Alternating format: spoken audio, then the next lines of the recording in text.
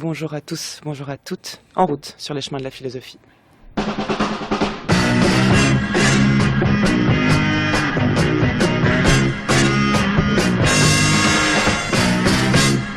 Écoutez bien, vous avez de la chance.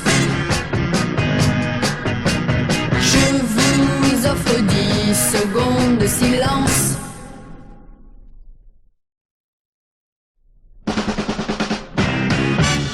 À notre époque de vacarme et de bruit, le meilleur cadeau, c'est ce qui suit. Bonjour Alain Corbin.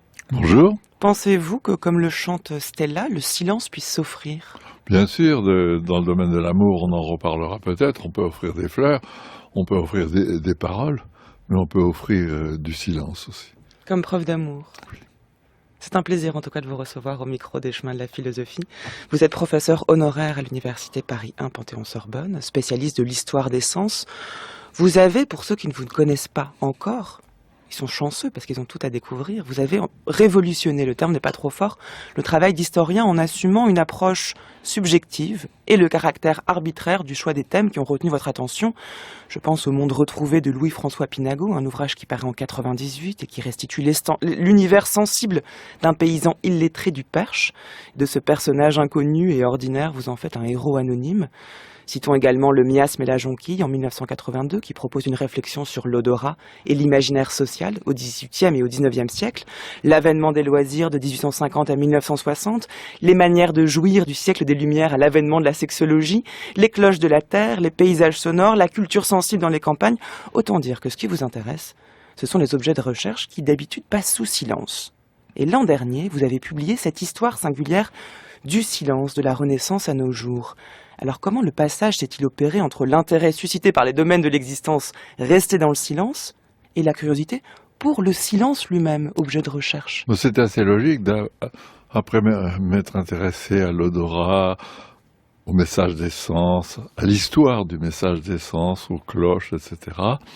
Il me semble qu'assez logiquement, j'ai été conduit à étudier le silence. Mais il y a aussi une chose tout à fait particulière, c'est le livre intitulé Vie Rancée de Chateaubriand, dont on reparlera peut-être, qui m'avait, il y a une vingtaine d'années, intéressé et montré qu'aux yeux de Chateaubriand, il y avait vraiment une histoire du silence. Ça, c'est la question, justement. Comment fait-on une histoire du silence ? Il y a une archive du silence ? Oui, parce que, alors attention, il n'y a pas d'archives dans les archives administratives. Vous pouvez visiter tous les dépôts d'archives municipaux, départementaux, nationaux, vous ne trouverez pas grand-chose sur le silence. Moi, j'ai visité une quarantaine de dépôts d'archives départementaux, je n'ai rien trouvé sur cet aspect de l'histoire. Pour qu'on puisse parler du silence, il faut disposer de l'écriture de soi. C'est-à-dire soit de l'autobiographie, soit de la correspondance, et soit surtout du journal intime. C'est dans ces textes d'écriture de soi qu'on peut trouver des notations sur les bienfaits ou les méfaits du silence, ou les tactiques du silence, les disciplines du silence, etc. Donc, il faut s'adresser à de l'écrit, malheureusement, d'une certaine façon, mais c'est comme ça. Et je crois que tout ce qui concerne l'histoire des émotions en général, parce que l'histoire du silence relève de l'histoire des émotions, tout ce qui concerne l'histoire des émotions ne peut se détecter que par l'écriture de soi. Ça veut dire que le silence, c'est pas l'absence de bruit. Ah, surtout pas. Surtout pas. Évidemment, aujourd'hui, c'est ce qu'on cherche. On cherche à ne pas être importuné par les voisins.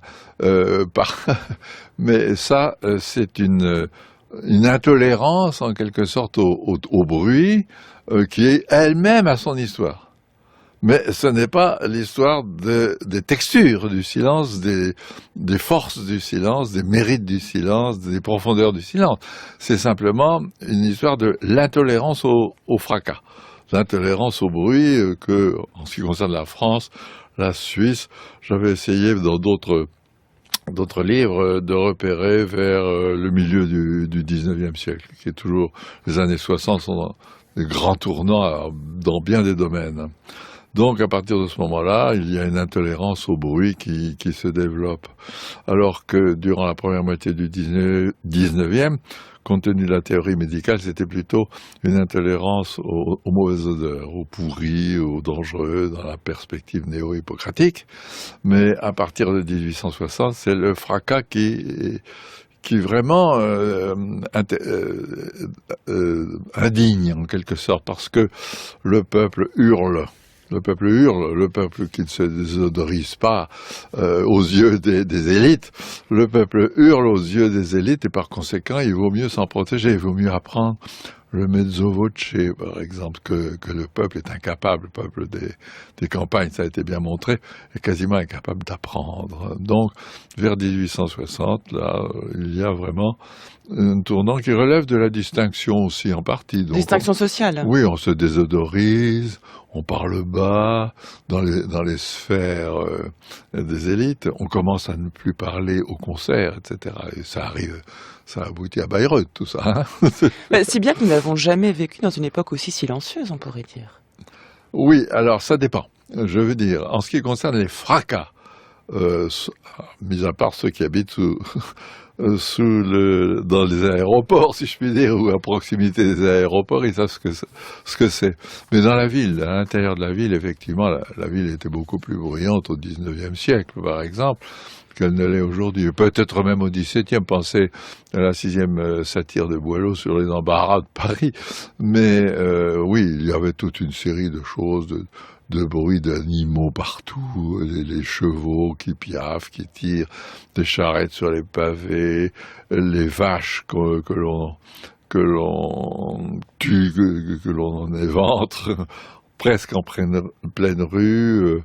La présence des vaches, pensez au colonel Chabert de Balzac, il habite une vacherie. Mm-hmm. Il y avait encore des vacheries boulevard Raspail au début du 20e. Hein, on allait chercher son lait. Et là, bon, et puis les chiens, des cochons éventuellement. Donc il y avait les bruits d'animaux, il y avait les bruits d'artisans, même dans les étages. Il y avait les bruits des cloches qui étaient beaucoup plus assommantes en quelque sorte qu'aujourd'hui. Ou moi, c'est par là que ça commence d'ailleurs. C'est Nadar. Le premier texte que j'avais trouvé à ce propos, c'est le phonographe Nadar, qui a publié un petit livre pour s'adresser aux sénateurs, etc., à tous les législateurs, pour dire « Arrêtez ce bruit de chaudronnerie qui me réveille à 5 heures du matin, ce sont les cloches. » C'est vraiment un point de départ des années 60, 1860, qui me paraît tout à fait révélateur de notre intolérance. Ensuite, il y a des ligues, il y a des historiens spécialisés dans la lutte contre le bruit. Et ce que vous montrez très bien, c'est que l'exigence de silence, et donc l'atténuation du fracas, elle va de pair avec une forme d'angoisse liée au silence, qui, dites-vous, s'est intensifiée également avec le temps. Oui, aujourd'hui, le silence fait peur, surtout aux enfants. Les enfants ou les adolescents, s'ils n'ont pas un appareil smartphone, téléphone, etc., ils sont très malheureux si vous les enfermez ou si vous leur demandez de rester dans un endroit toute une matinée sans aucun de ces appareils, c'est une torture. Mais pourtant, ces appareils peuvent être silencieux. Est-ce que c'est le vide ou le silence là qui fait peur ?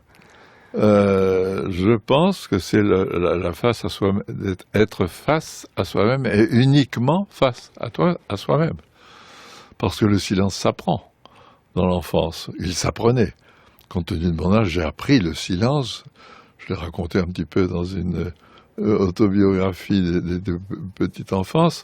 Être dans une chambre devant une place publique, regarder ce qui se passe pendant toute la matinée n'était pas souffrance. Et puis le silence s'apprenait. Il s'apprenait à l'école, il s'apprenait à la pension. On ne parlait pas au réfectoire, on ne parlait pas au dortoir, on ne parlait pas en classe, etc. Il s'apprenait aussi dans la religion, si vous voulez. Mais il s'apprenait ou il était imposé? Parce que si on vous interdit de parler, c'est pas comme le choix du silence. Vous avez raison, ne pas parler au réfectoire était une torture dont je me souviens.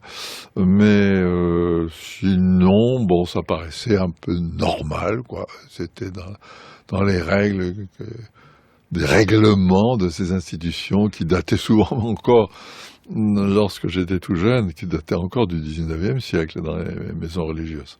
Votre histoire du silence, puisque c'en est une, fonctionne à travers la prise en compte de ce que vous appelez les récits de soi, puisque c'est une histoire en réalité esthétique aussi du silence. Vous citez énormément d'écrivains, d'auteurs, de peintres qui tous ont tenu un propos sur le silence.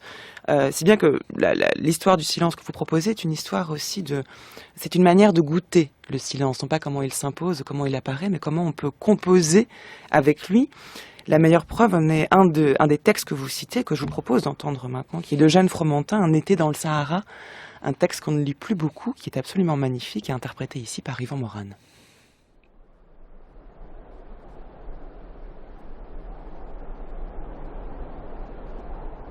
La journée s'achève dans une paix profonde, et demeuré seul, je savoure avec délice un vent tiède qui souffle faiblement du sud-ouest. De la place où je suis couché, j'embrasse à peu près la moitié de l'horizon. Depuis la maison de 6 shérifs, d'où je n'entends sortir aucun bruit, jusqu'à l'extrémité opposée où, sur une ligne de terrain pâle, se dessine un groupe de chameaux bruns. Devant moi, j'ai tout le campement étendu au soleil, chevaux, bagages et tentes.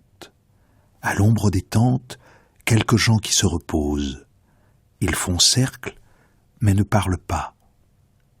S'il arrive qu'un ramier passe au-dessus de ma tête, je vois son ombre glisser sur le terrain, tant ce terrain est uni.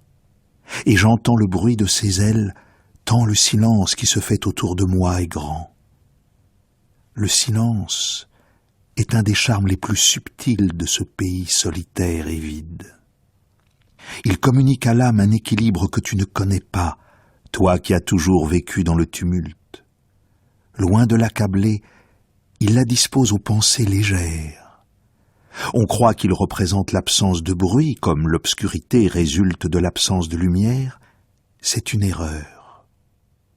Si je puis comparer les sensations à l'oreille à celles de la vue, le silence répandu sur les grands espaces est plutôt une sorte de transparence aérienne qui rend les perceptions plus claires, nous ouvre le monde ignoré des infiniment petits bruits et nous révèle une étendue d'inexprimables jouissances.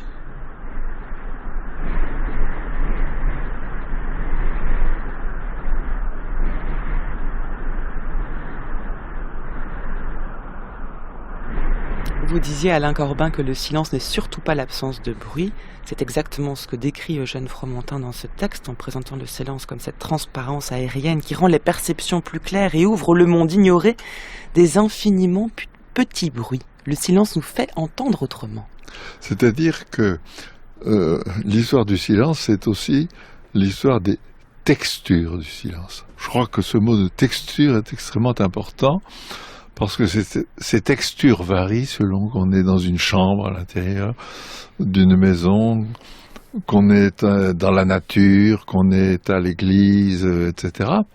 Donc c'est ce qui m'a intéressé, essentiellement, plus peut-être que les tactiques et les disciplines du silence qui sont classiques, c'est l'analyse de ces textures différentes selon les individus, selon les lieux, selon les temps.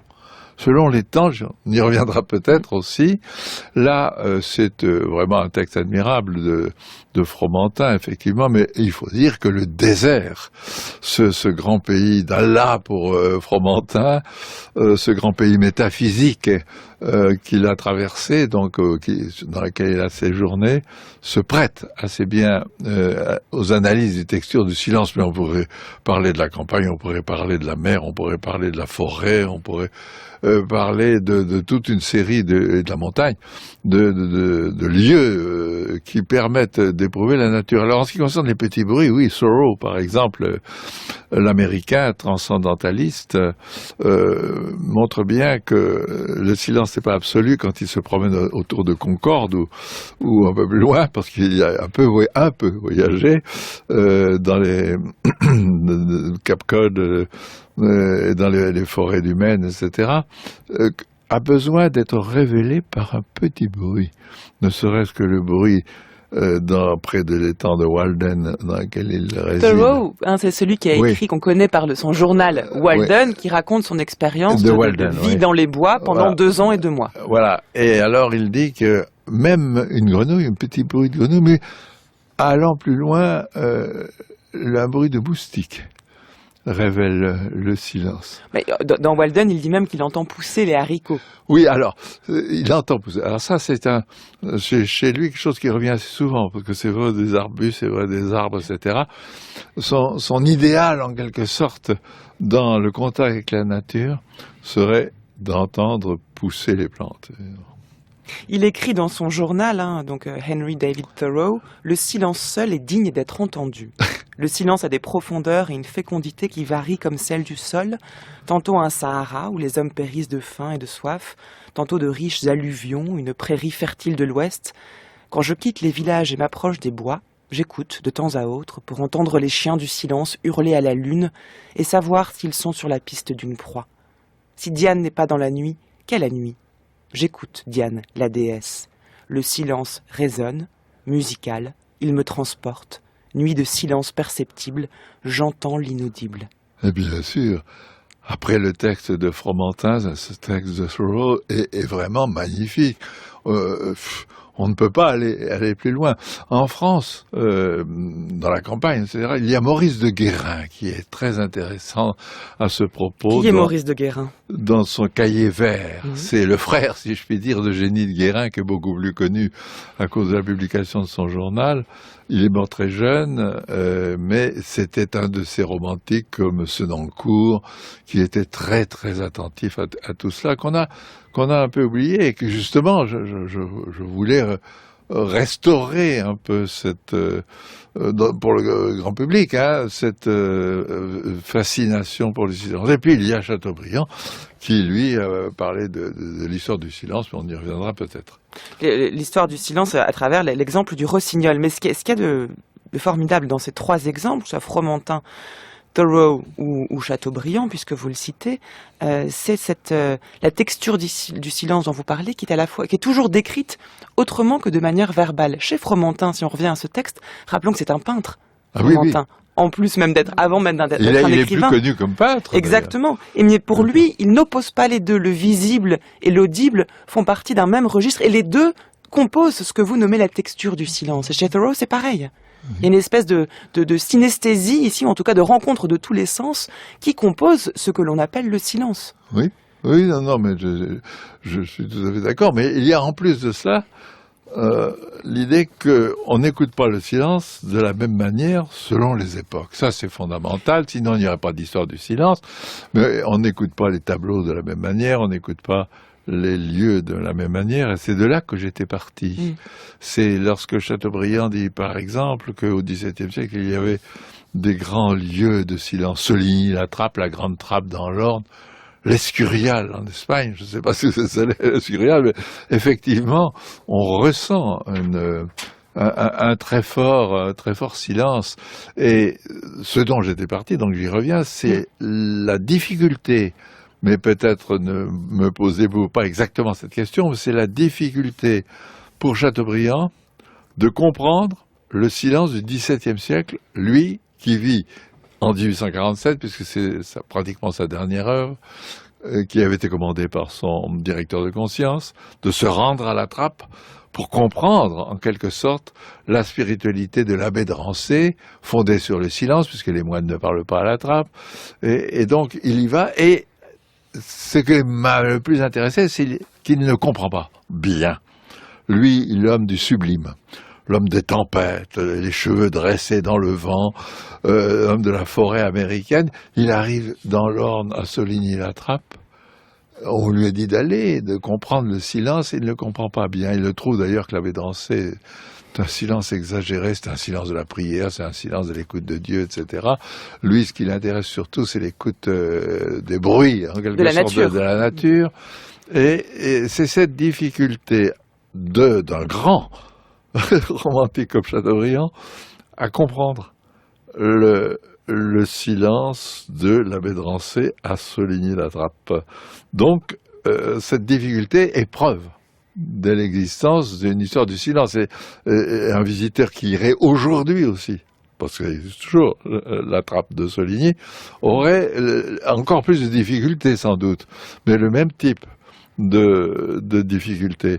Et si, moi j'ai pas voulu, parce que je ne suis pas compétent, me pencher sur les pères du désert du début du christianisme, et qui étaient, s'il en est, des gens qui quittaient le silence pour pouvoir écouter Dieu, je n'en ai pas parlé parce qu'il faut une compétence tout à fait particulière, mais il est évident que c'est un autre silence. Et dans les autres religions, chez les bouddhistes, par exemple, le silence est un autre silence. Hein.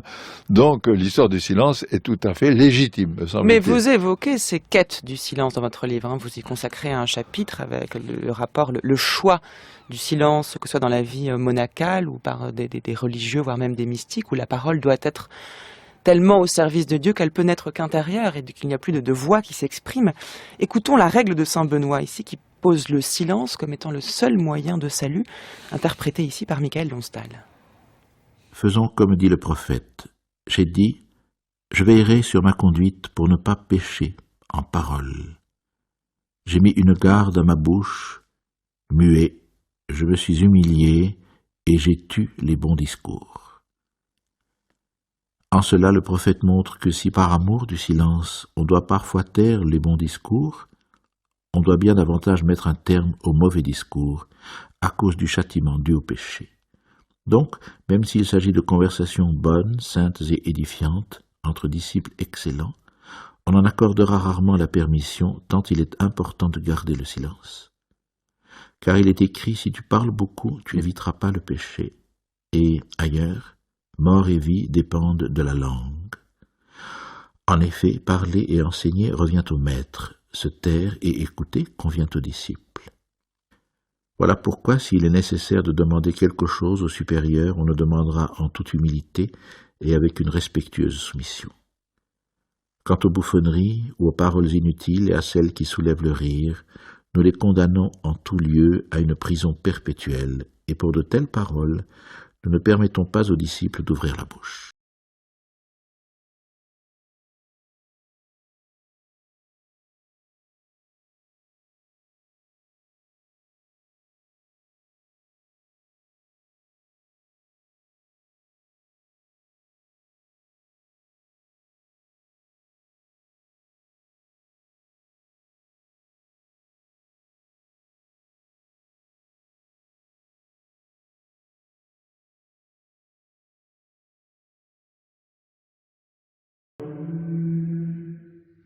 Il est une modalité du silence qui accepte d'être chantée, d'ailleurs, Alain Corbin. J'y pense en écoutant ces chants grégoriens. On vient d'entendre le texte, donc la règle de saint Benoît, qui présente le silence, là, pour le coup, comme étant un des seuls moyens de ne pas pécher, de rester dans la morale, comme si la parole était toujours fautive, en tout cas prenait le risque de l'erreur, et le silence était une espèce de mise en garde qui permettait de proposer sa soumission pleine et entière à son supérieur et à Dieu. C'est un silence particulier, ce silence monacal. Ce silence a été beaucoup étudié, développé, commenté, ce texte qu'on vient de lire de saint Benoît, a été beaucoup commenté par Bossuet au XVIIe siècle. Il y a plusieurs instructions aux Ursulines de Meaux, parce que c'était ça, son diocèse, l'Aigle de Meaux. Eh bien, il y a au moins 2 grands textes sur tous les avantages et tous les risques du silence qui viennent d'être signalés, là, à l'instant, mais Bossuet les développe, les précise, à tel point que, finalement, une jeune Ursuline de Meaux devait se dire que, avant tout, il fallait garder le silence, parce que, en même temps, et je crois que saint Benoît ne le dit pas, il y a une parole du silence. Et cette parole du silence, nous ne savons plus l'entendre.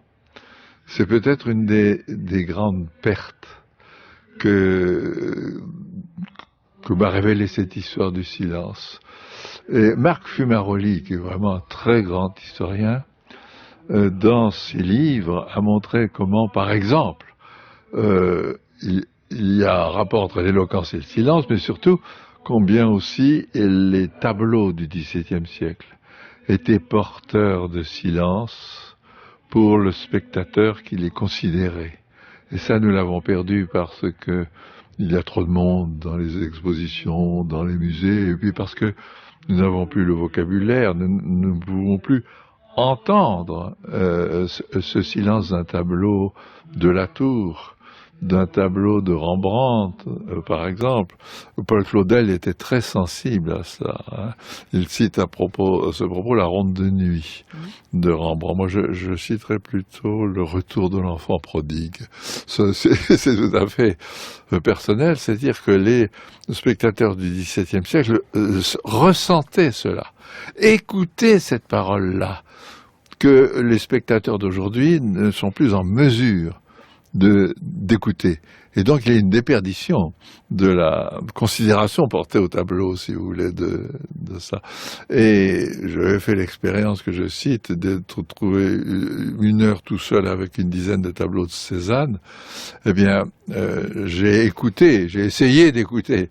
Il me semble avoir un peu entendu ces tableaux de Cézanne différemment de ce que j'avais pu constater, si vous voulez, au musée ou par reproduction. Je crois que c'est quelque chose d'extrêmement important de comprendre, par exemple, le XVIIe siècle, mais c'est vrai aussi en ce qui concerne le XVIe, le XVIIe siècle, d'essayer d'écouter. Parce que le silence suppose et permet une écoute, hein.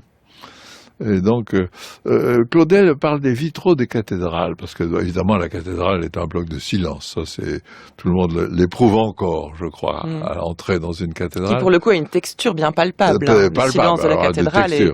Mais lui, lourd. il s'attache à la parole Claudel, hein, à la parole des vitraux. Parole particulière, c'est vrai. Silence particulier des vitraux de la cathédrale, dans la cathédrale qui est elle-même un bloc de silence. Mais quand vous prenez l'exemple des musées qui aujourd'hui seraient trop peuplés pour pouvoir écouter les tableaux... Puis on n'a pas la grammaire. Et alors peut-être l'absence d'éducation qui permet de les comprendre. Est-ce que ça veut dire que le silence, en plus d'une forme d'absence de bruit, nécessaire pour pouvoir l'accueillir, demande aussi une solitude ? Oui, une solitude et des connaissances. Et on en revient là au silence du moine, c'est-à-dire qu'il y a le silence, peut-être le silence qui s'entend ne peut être entendu que seul, et c'est d'ailleurs le cas de Thoreau lorsqu'il fait son expérience, le cas de Fromentin. C'est-à-dire que le silence, pour être vraiment, pour en mesurer la texture, comme vous dites, pour le goûter, c'est une expérience absolument subjective et même solitaire. Oui, il y a Où est-ce qu'on peut partager un silence ? Il y a un lien très évident entre la solitude et le silence, qui a toujours été désigné. Il est évident que ces pères du désert, ils cherchaient le silence, mais surtout peut-être encore plus la solitude qui permet l'écoute de Dieu. Bon. Mais je ne serais pas aussi catégorique, c'est-à-dire qu'on peut partager le silence aussi. En voici la meilleure preuve, c'est un texte que vous citez dans votre livre, un extrait du Trésor des Hambles de Maurice Maeterlinck, interprété ici par Yvan Morane.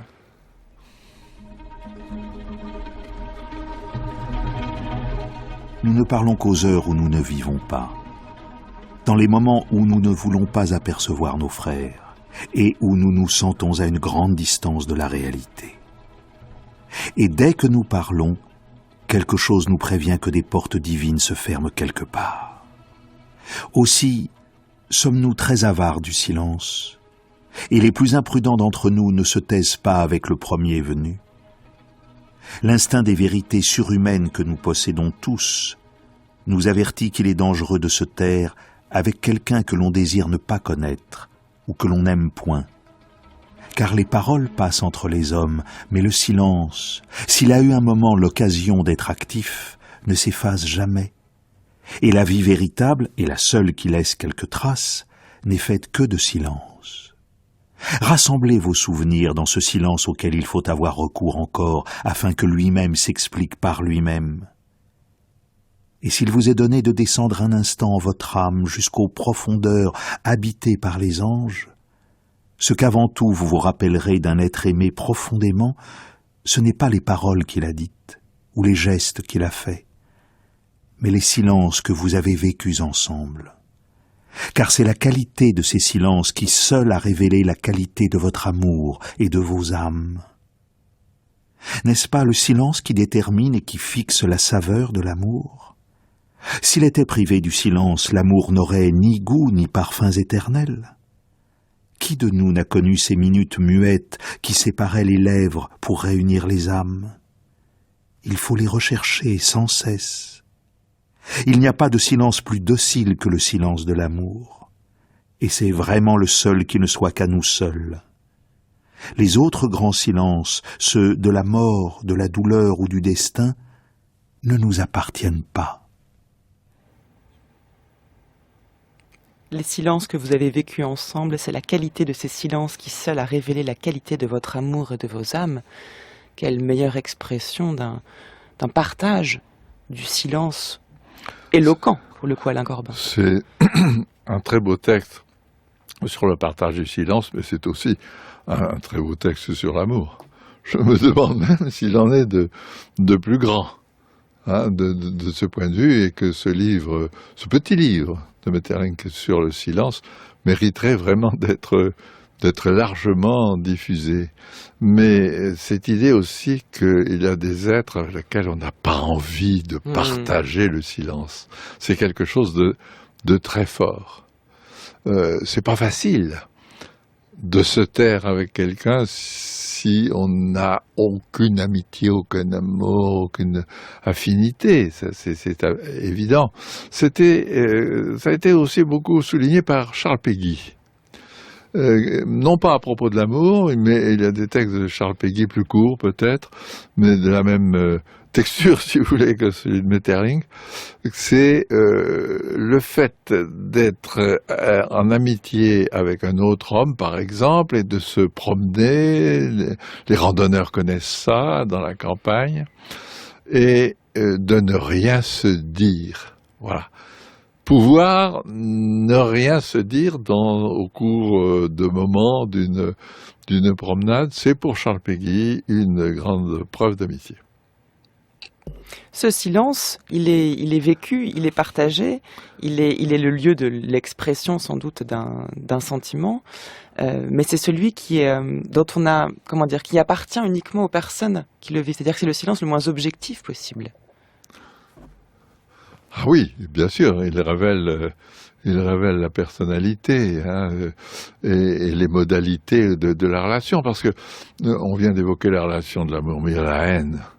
Le silence de la haine, vous l'évoquez également. Le silence de la haine. L'historien Frédéric Chauveau vient de publier un très beau livre intitulé L'histoire de la haine, à partir cette fois-ci des archives judiciaires de meurtre. C'est-à-dire, elle relève toute une série de silences qui conduisent au meurtre, entre deux conjoints par exemple, ou au contraire, des silences qui gèlent en quelque sorte, qui solidifient le couple parce que, paradoxalement, on a abandonné l'idée de meurtre pour une sorte d'habitude de silence que Granier de Fer a bien développé dans son livre intitulé Le chat, si je me souviens bien, entre Gabin et Simone Signoret. Dont voici l'extrait.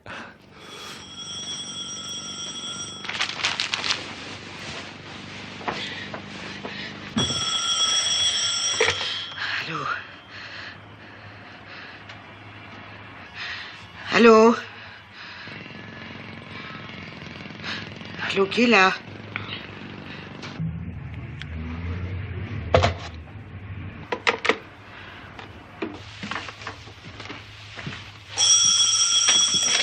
Allô?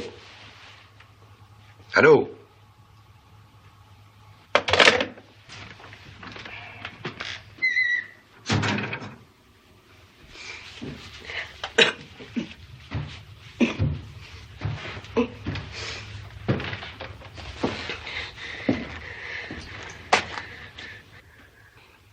Je suis revenu, Clémence, mais je te parlerai plus jamais. Jamais, t'entends? On a réduit l'extrait du film à sa quintessence, hein, ce silence interposé entre les halos, ils essaient de se joindre et ne se répondent pas. Et cette promesse, cet engagement, je ne te parlerai plus jamais, on retrouve la même éternité du silence que dans celle de l'amour, dans le texte de Metterling, Voilà. cette fois-ci c'est du côté de la haine. Et ça sert de ciment, selon Frédéric Chauveau, ce type de silence. Mais c'est très présent dans la littérature du premier XXe siècle. Je pense à Thérèse d'Esquerro. Thérèse d'Esquerro, les spécialistes ont analysé ce roman comme un roman de silence, mais avec un S, c'est-à-dire silence au pluriel. Je crois qu'il y a un des spécialistes a analysé 11 sortes de silence dans Thérèse d'Esquerro, mais l'ensemble de ces silences conduit au silence qui va lui-même conduire au meurtre. Ça peut donc être tragique, le silence. De même que dans la société de cour du XVIe ou XVIIe siècle, il pouvait y avoir un tragique du silence. D'abord, le silence participait de l'intériorisation des normes qui caractérisent et définissent la société de cour. On ne doit pas parler à tort et à travers. On doit respecter une forme de silence d'autant plus grande qu'on détient le pouvoir. Dans le Télémaque de Fénelon, je crois que c'est Mentor qui souligne cela, celui qui détient le pouvoir doit être très, très avare de paroles. On n'imagine pas effectivement Louis XIV parlant à tort et à travers en dehors des petits soupers, si vous voulez. Hein. Mais cette idée qu'il faut savoir réserver sa parole, parce qu'on serait mis en difficulté si on parlait à tort et à travers. Et c'est là qu'on retrouve un tragique. Ça peut aller, quelqu'un qui parle trop à la cour, ça peut aller jusqu'à la disgrâce, c'est-à-dire être envoyé en province, par exemple. Hein. Il y a une autorité du silence. Ou une autorité, ou l'inverse. On ne joue plus la pièce de Molière, j'ai remarqué Monsieur de Poursognac. Monsieur de Poursognac, c'est le prototype à la fois du provincial, qui ne connaît pas les codes, ni de la cour, ni de la ville, et qui parle à tort et à travers. Et c'est ce qui le rend ridicule. Et l'entourage d'Henri IV, les Gascons, là, étaient un peu ridicules aussi. Bon, il faut prendre à un autre degré les précieuses ridicules de Molière. C'est qu'en fait, elle luttait, ces précieuses ridicules, contre cette absence de gouvernement de la parole. Hein. Et puis, c'est lié à l'idée que toute parole émerge du silence. Toute parole est précédée par le silence, de même que dans l'écriture, la page blanche, en quelque sorte, joue ce rôle. Et le fait de ne pas savoir, donc, faire silence, réserver sa parole, on accuse d'ailleurs un peu les femmes, hein, d'être moins habiles à se contrôler à ce propos, mais c'est quelque chose d'essentiel dans la culture de la cour et de la ville. Par exemple, au XVIIIe siècle, il y a au moins 10 ouvrages intitulés « L'art de se taire ». Apprendre l'art de se taire, cet art de se taire que les paysans connaissaient, j'allais dire, naturellement. Le paysan, même ceux que j'ai connus dans ma petite enfance, à peine milieu du XXe, c'était des gens qui savaient se taire. Parce qu'il ne faut pas dévoiler ses ambitions, il ne faut pas dire aux voisins qu'on a envie d'acheter telle ou telle terre. Il faut avoir mené une stratégie familiale qui concerne tout le groupe, et tout le groupe doit se taire pour protéger cette stratégie familiale. Le paysan est un taiseux. Mais est-ce que vous ne pensez pas que la qualité du silence, des silences, puisque là vous en citez toute une variété entre le silence des amoureux, le silence de ceux qui se détestent, le silence de celui qui ne doit pas parler, le silence de celui qui garde un secret, eh bien la qualité de ces silences dépend de celui qui fait ce silence. C'est que le silence n'est jamais abstrait et défait de toute forme de subjectivité, de rencontre de subjectivité. Ah oui, c'est pas un hasard. En général, le silence n'est pas un hasard, mais chacun ça l'éprouve. Hein. Mais cette texture dépend des artisans du silence. Oui, bien sûr. On n'a pas envie. Nous sommes tous, en quelque sorte, des artisans du silence. On n'a pas envie de nouer parole avec n'importe qui, n'importe où, n'importe quand, n'importe comment, etc. Mais moi, j'étais un peu fasciné par cette distance entre ce silence de la cour et ce silence taiseux du paysan, parce que ce sont deux extrêmes dans la société. Et c'est tactique, c'est double tactique.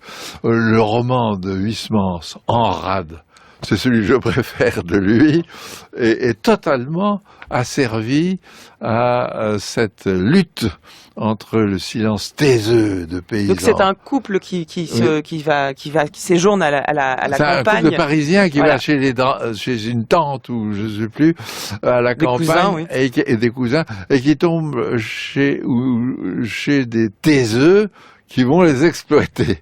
D'ailleurs, et ils connaissent pas le code. De même que Monsieur de Pourceaugnac ne connaît pas le code de la cour et de la ville du XVIIe, le couple décrit par Huysmans ne connaît pas le code des taiseux chez qui ils vont se trouver et qui vont les gruger. Ceux qui les séparent. Oui, c'est le silence. Ce silence qui leur est imposé. Alors, vous avez parlé de la tragédie, le tragique du silence, et votre livre s'achève avec cette idée du tragique du silence.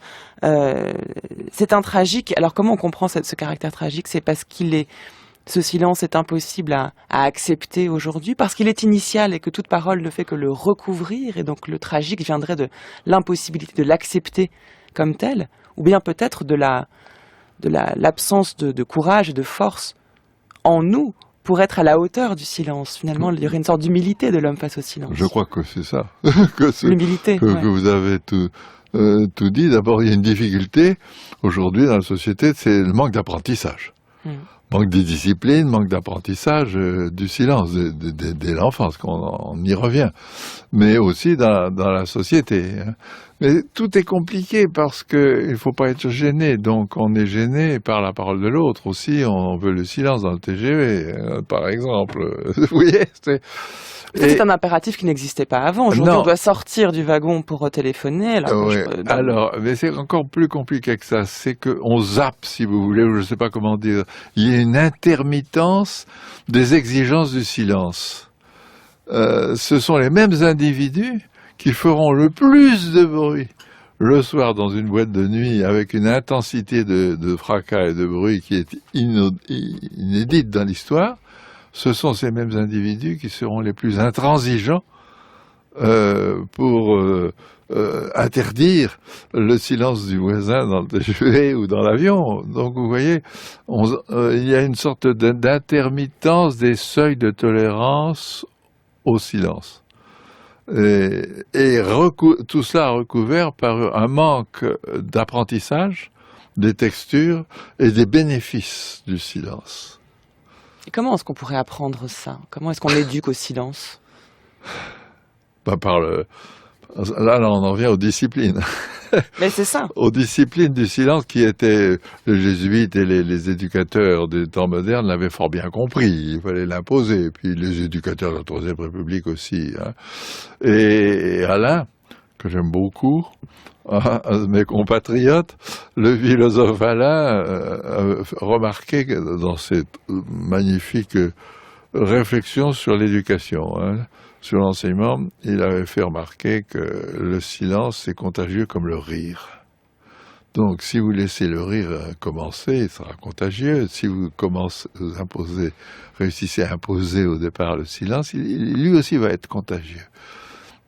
Donc, c'est en l'imposant qu'on enseigne le silence, vous pensez? Ah oui, je crois, oui. L'imposant directement ou l'imposant par l'entourage, etc. Il est évident qu'un enfant, un jeune enfant ne va pas se mettre à crier au moment de l'élévation dans la messe catholique. Et qu'on apprenait, même dans ma génération, à ne pas faire de bruit, bien entendu, à l'église, à la chapelle, etc., mais même autour de l'église. ne pas jouer, ne pas faire les fous à la campagne. Hein, Mais à la le campagne, silence, hein. oui, mais le silence imposé donne envie de crier, au contraire. Il y a toute la différence entre le silence qu'on subit et le silence Ouais. de l'intériorité à soi que vous évoquez, dont vous faites l'histoire et qui, pour le coup, est choisi et cultivé. Oui, oui, non, mais là, je suis tout à fait d'accord. D'où l'expérience du 19e siècle dans les lycées où on a posé séance de ce qu'on a appelé le chahut. Il y a aussi une histoire du chahut qui n'est pas faite. Vous terminez votre ouvrage avec ce texte de Le Comte de Lille, dont je lirai quelques lignes. Tourments, crimes, remords, sanglots désespérés, esprit et chair de l'homme, un jour vous vous tairez. Tout se taira, Dieu, roi, forçat et foule vile, le rauque grondement des bagnes et des villes, les bêtes des forêts, des monts et de la mer, ceux qui volent et bondissent et rampent en cet enfer. Tout ce qui tremble et fuit, tout ce qui tue et mange, depuis le ver de terre écrasé dans la fange, jusqu'à la foudre errant dans l'épaisseur des nuits. D'un seul coup la nature interrompra ses bruits, et ce ne sera point, sous les cieux magnifiques, le bonheur reconquis des paradis antiques, ni l'entretien d'Adam et d'Ève sur les fleurs, ni le divin sommeil après tant de douleurs. Ce sera quand le globe, et tout ce qui l'habite, bloc stérile arraché de son immense orbite, stupide, aveugle, plein d'un dernier hurlement, plus lourd, plus éperdu, de moment en moment, contre quelque univers immobile en sa force, défoncera sa vieille et misérable écorce, et laissant ruisseler par 1000 trous béants, sa flamme intérieure avec ses océans, ira fertiliser de ses restes immondes les sillons de l'espace où fermentent les mondes.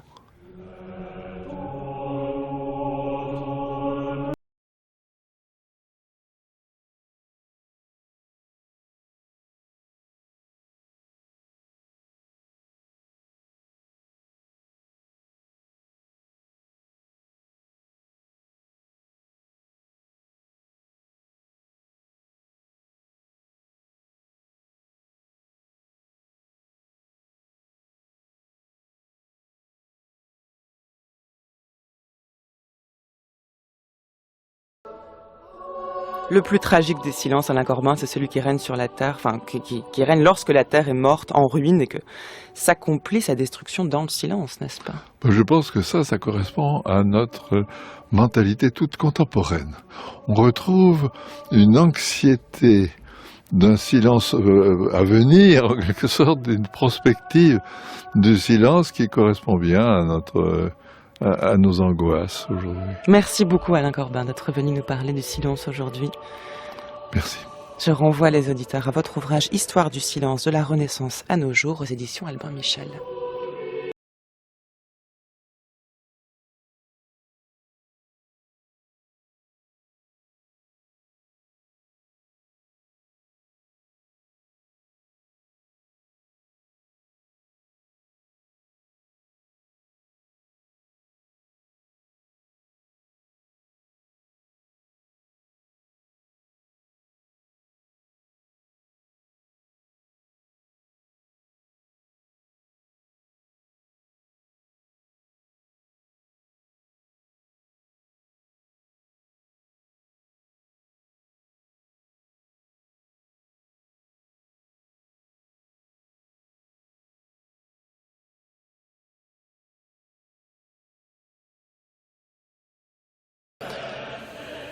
Et ce sera en silence que nous terminerons cette émission, un silence douloureux en ce qui nous concerne, puisque ce silence, ce sera désormais celui d'une voix des chemins de la philosophie, celle de Jean-Louis Jacopin, qui s'est éteinte dimanche.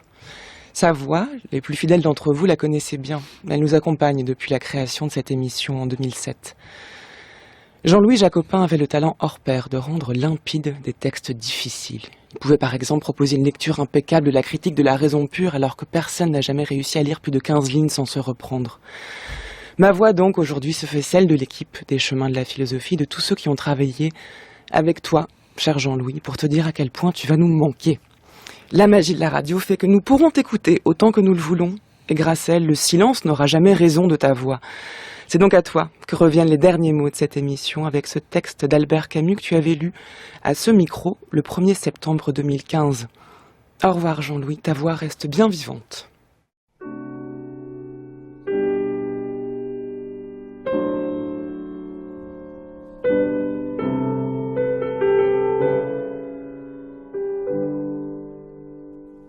Beaucoup affectent l'amour de vivre pour éluder l'amour lui-même.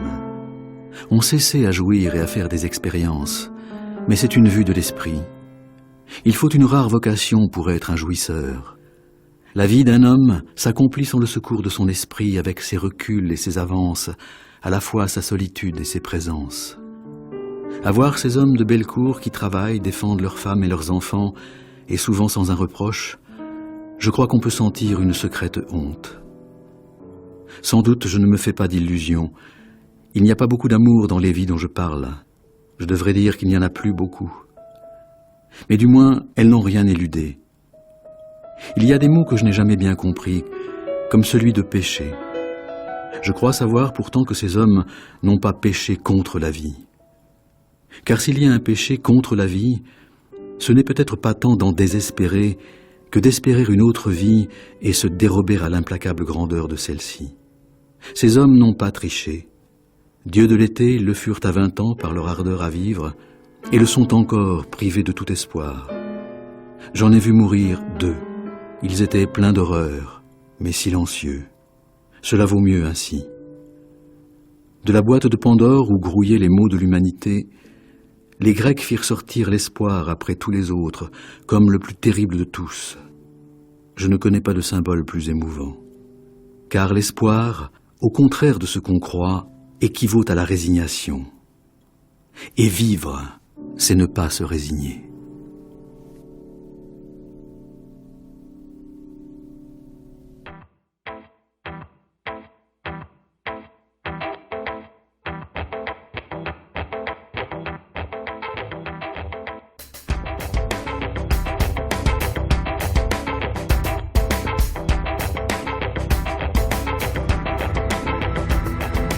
Merci à l'équipe des Chemins de la Philosophie, merci à Livia Garrick qui a préparé cette émission, Géraldine Mosna-Savoie, Marianne Chassor, Antoine Ravon, Nicolas Bouteloup, Nicolas Berger qui réalise cette semaine, Jacques Hubert à la prise de son aujourd'hui. Pour écouter l'émission, rendez-vous sur le site de France Culture à la page des Chemins de la Philosophie. On se retrouve demain pour la suite de cette semaine sur le silence. Demain, nous parlerons de Blanchot, Maurice Blanchot et l'impossible silence.